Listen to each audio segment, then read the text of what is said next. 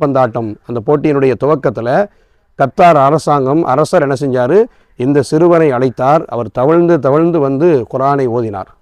குரானினுடைய ஹுஜராத் என்கிற அத்தியாயத்தினுடைய ஒரு ஆயத்தை, யா ஐயுகன் நாசு இன்னா ஹலக்கனாக்கும் மின் ஜக்கரிம் உன்சா என்கிற அந்த ஆயத்தை ஓதினார். பக்கத்தில் இருக்கக்கூடிய பிரபலியமான ஒரு நடிகர் அந்த ஆயத்திற்கு என்ன செஞ்சார், விளக்கம் கொடுத்தார்.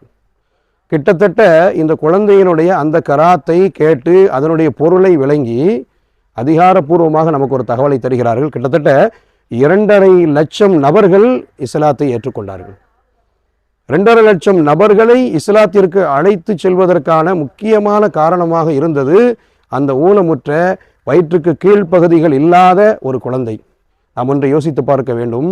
2000 ஆண்டு இந்த குழந்தையை கருவுற்ற பொழுது அந்த தாய்க்கு என்ன சொல்லப்பட்டது, இந்த குழந்தையினால் உங்களுக்கு எந்த பயனும் வராது, எனவே இந்த குழந்தையை நீங்கள் அழித்து விடுங்கள், கலைத்து விடுங்கள்.